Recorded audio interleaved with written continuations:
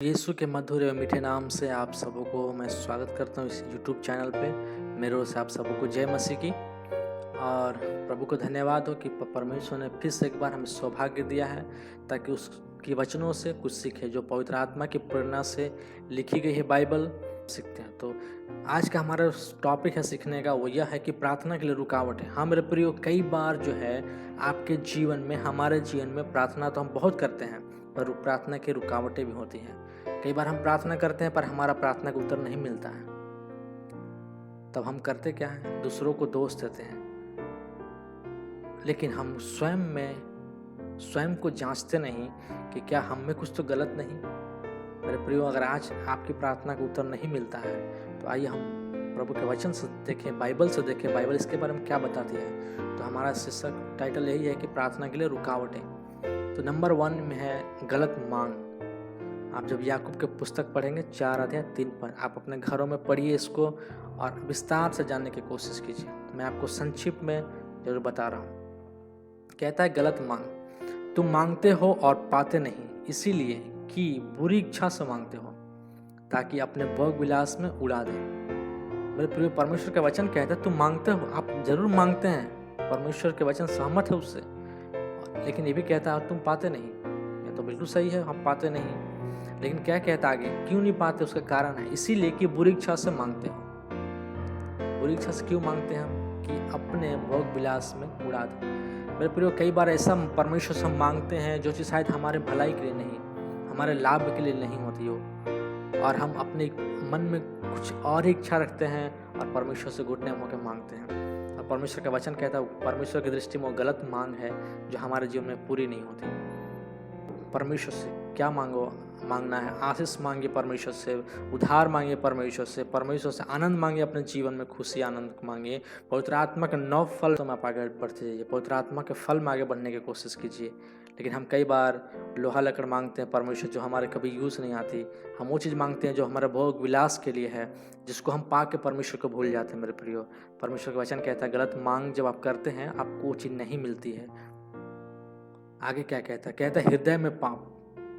भजन संहिता के पुस्तक 66 अध्याय 18 पद में कहता है, यदि मैं मन में अनर्थ बात सोचता तो प्रभु मेरी ना सुनता। दाऊद ने, अगर मैं मन में अनर्थ बात सोचता तो प्रभु मेरी प्रार्थना नहीं सुनती। कई बार ने जो है भजन संहिता लिखने वाला दाऊद जो है पाप में गिरा, लेकिन हमेशा वो माफ़ी मांगता रहा परमेश्वर का। और लिखा बाइबल बताती है वो परमेश्वर के करीब रहने वाला व्यक्ति बाइबल में था तो है दाऊद।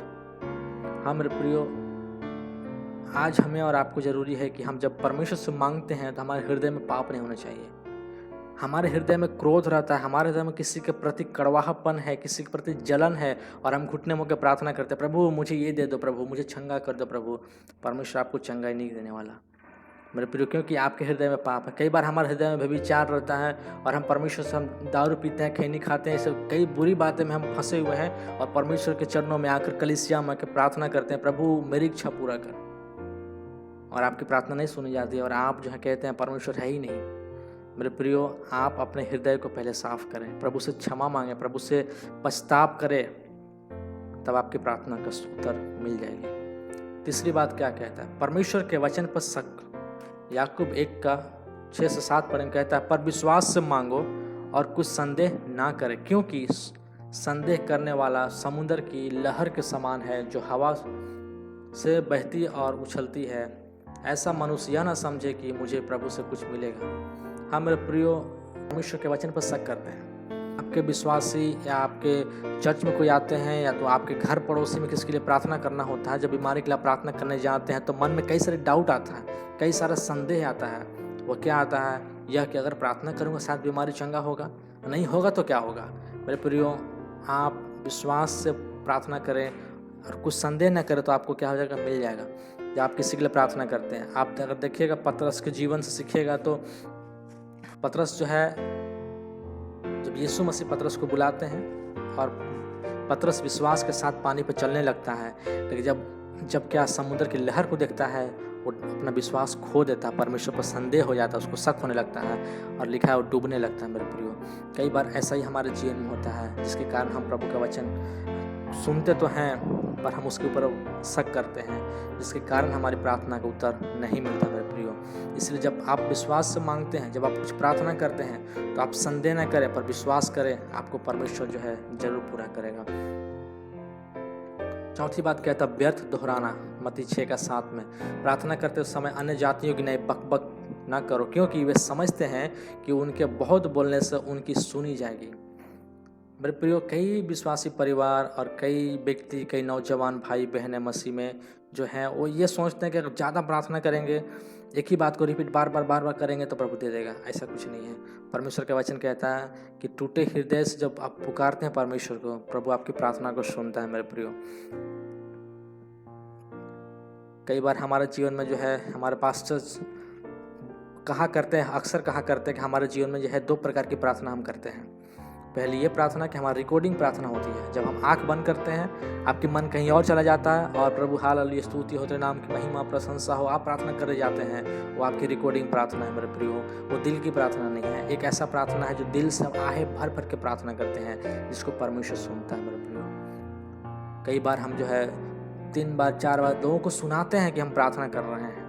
मेरे प्रियो, आप दिल से प्रार्थना कीजिए, भले ही कम समय प्रार्थना करें पर दिल से करें, अनुजाति के बक नहीं। परमेश्वर का वचन कहता है तू घर में जा, दरवाजा बंद कर और तेरा पिता जो गुप्त में तुझे देखता है उसका प्रतिफल देगा मेरे प्रियो।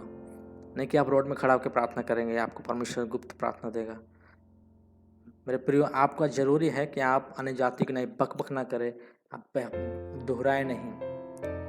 5वीं बात क्या कहता है, परमेश्वर के वचन का आज्ञा उल्लंघन। नीति वचन के पुस्तक उसका 28 अध्याय 9 पद जब पढ़ेंगे तो कहता है जो अपना कान व्यवस्था मतलब बाइबल वचन सुनने से फेर लेता है, उसकी प्रार्थना गिरनी ठहरती है। कई बार मेरे प्रियो, आप और हम जो है क्या करते हैं, परमेश्वर के वचन को नहीं सुनते। परमेश्वर के वचन को सुनते हैं लेकिन अपने जीवन में क्या करते हैं, उल्लंघन करते हैं, उसकी आज्ञा को मानते नहीं। पास्टर तो प्रचार करते हैं आपके चर्च में, आप तो इतने सारे सरमन सुनते रहते हैं, हर दिन आप परमेश्वर के वचन सुनते हैं, लेकिन क्या आप मानते हैं उसको अपने जीवन में? सुनने से काम नहीं चलता। परमेश्वर का वचन कहता है उस पर चलना है। परमेश्वर का वचन कहता है केवल सुनने वाला ना बनो, पर वचन पर चलने वाला बनो। हाँ मेरे प्रियो, परमेश्वर का वचन यही कहता है यहाँ पे। जब हम परमेश्वर के वचन पर नहीं चलते, जब हम उस पर कान नहीं लगाते उसके वचनों की ओर, परमेश्वर का वचन कहता है तुम अपने पड़ोसी से प्रेम करो, तुम दूसरों के लिए प्रार्थना करो। क्या आप करते हैं ऐसा? आप खुद में लड़ते हैं, आप अपने खुद परिवार में अनुशासन जीवन नहीं है, आपके खुद परिवार में लड़ाई झगड़ा हमेशा है, आप खुद दूसरों को घृणा कर रहे हैं मेरे प्रियो।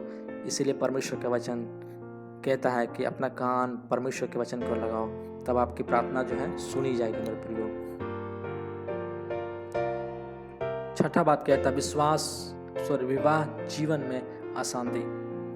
वैसे ही हे पतियों, तुम भी बुद्धिमानी से पत्नी के साथ जीवन निर्वाह करो, मतलब अच्छा सा रहो, और स्त्री को निर्बल पात्र जानकर उसका आदर करो, यह समझकर कि हम दोनों जीवन के वरदान के वारिस हैं, इसीलिए जिससे तुम्हारी प्रार्थना रुक ना जाए। मेरे प्रियो, परमेश्वर का वचन कहता है कि विवाहित जीवन में अशांति, कई बार आपके परिवार में तो है, पति पत्नी आप तो हैं, पर आपके जीवन में ही जो है अशांति फैली हुई है और आप दोनों अलग अलग होकर प्रार्थना करते हैं। परमेश्वर आपकी प्रार्थना को नहीं सुनेगा। साफ रूप से परमेश्वर का वचन कहता है आप एक दूसरे के सहभागिता होना, एक दूसरे की सहायता करना है। परमेश्वर का वचन कहता है कि पत्नी को निर्बल जानकर उसका आदर करो, या ना कि उसको डंडा से मारो, या ना कि उसको गाली दो, या ना कि उसको सताते रहो। मेरे प्रियो मसीह में भाई और बहन, मैं आपसे कहना चाहता हूँ कि आप पारिवारिक जीवन में आप प्रेम के साथ रहें, परमेश्वर के वचन के खिलाफ ना जाए, परमेश्वर के वचन में बने रहें, क्योंकि ये परमेश्वर जो शादी है, ये जो विवाह है, एक परमेश्वर की ओर से वरदान दिया हुआ है, जिसको आप बहुमूल्य समझें और परमेश्वर की उपस्थिति में आगे बढ़ें। कई बार आपके परिवार में अशांति है, जिसके कारण आपके बच्चे में अशांति है, जिसके कारण आप अपने जीवन में सफलता नहीं हो रहे, क्योंकि आप व्यभिचार में फंस चुके हैं, ऐसे कई सारे पाप में फंस चुके हैं, जिसके कारण आपकी प्रार्थना सुनी नहीं जा रही है। आप पहले तो आहे भर भर के प्रार्थना करते थे, पवित्र आत्मा में अन्य भाषा बोलते थे, पर आज आपके जीवन में ऐसा नहीं है। कारण क्या है? क्योंकि ये सब बहुत कुछ कारण है मेरे प्रियो, और आपको बदलने की आवश्यकता है। अपने आप को सुधारें, परमेश्वर के वचन की ओर ले चलें मेरे प्रियो। तो हमने आज 5 पॉइंट देखा है। तो पहली बात है, फिर से एक बार आपको रिपीट कर दूं कि गलत मांग अपना करें परमेश्वर से, अच्छी मांग करें परमेश्वर से। दूसरी बात, हृदय में कुछ पाप ना रखे तो परमेश्वर आपकी प्रार्थना को सुनेगा। परमेश्वर के वचन पर शक ना करें, जो कुछ प्रार्थना करते विश्वास से करें, आपकी प्रार्थना परमेश्वर सुनेगा। व्यर्थ में दोहराए ना, बक ना करें न जातियों को नहीं। आप जैसे जानते हैं कि दो व्यक्ति परमेश्वर के मंदिर में जाते हैं और प्रार्थना करते हैं, कहता प्रभु मैं तो दशमांश देता हूँ, मैं उपवास करता हूँ, मैं ये करता हूँ वो करता हूँ, अपना एक बहुत बड़ा लिस्ट परमेश्वर के सामने उपस्थिति में ले आया। क्या आपकी प्रार्थना वैसा है, या तो उस चुंगी लेने वाला व्यक्ति के समान है जिन्होंने कहा प्रभु से कहा प्रभु मैं तेरे योग्य नहीं परमेश्वर, मैं पापी हूँ, मेरे पापों को क्षमा कर। क्या आपका जीवन प्रभु यीशु के हाथों में समर्पित है? आज आपको जरूरी है कि व्यर्थ में ना दोहराए, परमेश्वर को अपना जीवन समर्पित करें। 5वीं बात क्या लिखा है कि परमेश्वर के वचन की आज्ञा पालन करें। केवल वचन सुनने वाला ना मेरे प्रिय, पर वचन पर चलने वाले बने। वचन तो आप बहुत सारे सुनते हैं, क्या आप उसको मानते हैं? विवाह जीवन में अशांति, क्या आपके परिवार में, क्या आपके विवाहित जीवन में अशांति है? आप आज क्षमा मांगें और अपने परिवार से मेल मिलाप करें, एक दूसरे को क्षमा करें और मेल मिलाप मांगे, परमेश्वर आपको आशीष देगा। मैं आशा करता हूँ ये वचन के द्वारा परमेश्वर आपको आशीष देगा। आप जरूर उसको पढ़िए अपने घरों में और जो है इसमें आगे परमेश्वर के ज्ञान में आगे बढ़ते जाइए मेरे प्रियो। परमेश्वर आपको बहुत आशीष दे। अगर आप चैनल को सब्सक्राइब नहीं किए जरूर करें, ताकि बहुत सारा वीडियो आपको मिलता रहे।